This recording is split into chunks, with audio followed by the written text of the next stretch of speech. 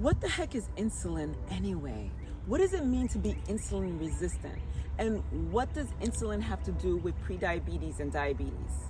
Hey, it's your girl Carmelle Jean-Francois, owner and founder and CEO of CFit Coaching. Welcome back to my channel, and welcome back to another installment of the Sugar Savvy Solution, acclimating the foodie in you to a life beyond sugar.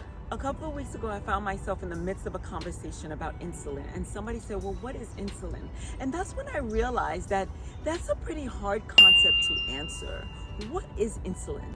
And then what I started doing is I started asking people that I knew, do you know what insulin is? And do you know what insulin is? And everybody had a very vague idea about what insulin was, but nobody really could pinpoint what it was.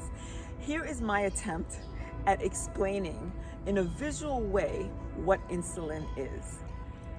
Picture New York City. Let's not picture all of New York City. Let's picture one city block, just one block. And picture this block lined with stores, toy stores, hardware stores, clothing stores, bookstores, jewelry stores. Now, the business owners of all of these stores that line up this one particular block in New York City are in headquarters downtown somewhere. The people of New York are having breakfast on this particular, let's say Monday morning at 9 a.m. The people are all having breakfast together.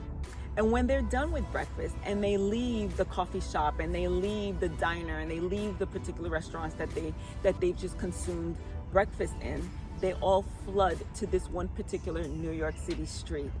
And among these people on this one particular New York City street are the managers from headquarters. The business owners in headquarters sent all the managers out to actually open up the stores on this one particular block in New York City. So they go in and they unlock the doors so that people of New York City can go inside of these stores. And what do the people of New York City do? Some of them work there, right? Some of them are purchasing the products and the items on those shelves. Some of them are being very productive. This is what keeps New York City thriving. There's commerce being done here. They're creating a vibe. They're creating an energy, a synergy. They're buying items, exchanging ideas, exchanging money, and being productive in these stores on this particular street in New York City. So Carmelle, what does that have to do with insulin? Glad you asked. Your body is New York City. The street of New York is your bloodstream. The people of New York is the sugar that you just consumed at breakfast. The stores that line the New York City street are our cells. Headquarters is our pancreas. Headquarters send out their managers to unlock the doors to the stores, and that's insulin. The managers had the key to unlock the door to each of the stores, which are our cells. The insulin allowed the sugar to go into the cells so that the cells could do what they were meant to do, create energy. I hope you're following me so far, because this is about to get good. Sugar is not necessarily a bad thing. It's the excess sugar in our bloodstream that's the problem. So bear with me. Here comes lunch, and lunchtime, the body's gonna do it all again. And it's not a big deal because the body knows exactly how to take the people from the streets and put them into the stores so that commerce is made and energy is produced. But on this particular Monday at noon, for some reason, New York City ate a little bit too much. In fact, a lot more than it's used to. After lunch, when the people of New York enters the street again, they go into the stores, but headquarters said, hey, wait a second. There's a lot more people in these streets than earlier before.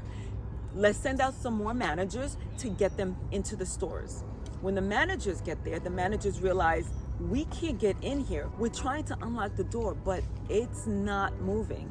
And then that's when the managers from before kind of peeks out and says, we have enough people in here, thank you very much. We don't need any more. So the managers can't unlock the door simply because there's already too many people, sugar, in the stores, in the cells. So managers are like, I'm not going back to headquarters to let them know about this. Headquarters sees that there's still an influx of people in the streets, and so headquarters, the pancreas, says, let's shoot out some more insulin. Let's shoot out some more managers. So now there's this constant release of managers out into the New York City streets to get the excess of people from the streets into the stores. And now this is where everything starts getting clogged up. This, my friends, is insulin resistance. The cells, which is the stores, they are resisting the attempts that insulin is making in order to get these blood sugar molecules, people, into the stores. They're resisting it. So if you think about it this way, insulin resistance actually happens one of two ways.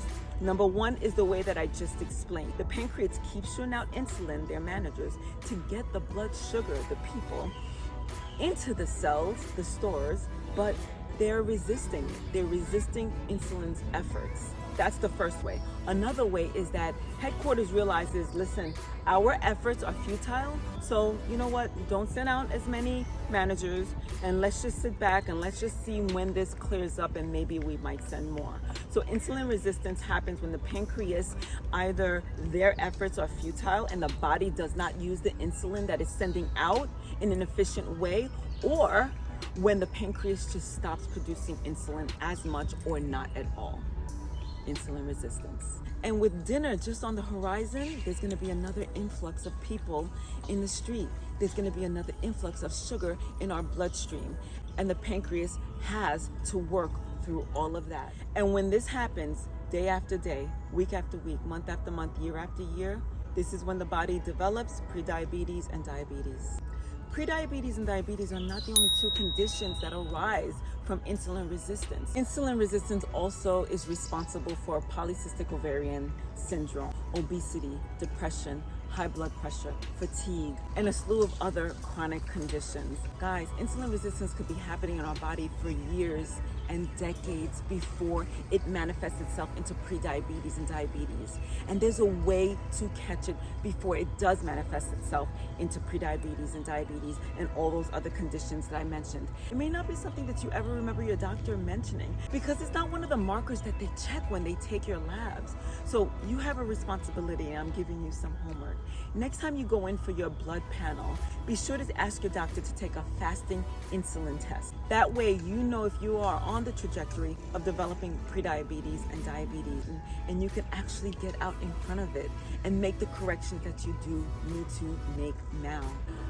How is that description for you? I hope I didn't leave you more confused about insulin than ever, but I do know one thing: you'll never look at New York City the same way again.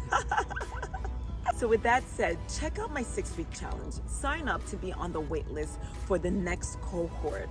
I would love to work with you so that you too can be more savvy about your sugar. I'm Carmelle Jean-Francois, helping and guiding those who have come to realize that they have a food and sugar addiction, adapt a whole food, plant-based and fit lifestyle in order to combat their addiction, and also the conditions that come along with it, like prediabetes and diabetes and all the other conditions that I mentioned.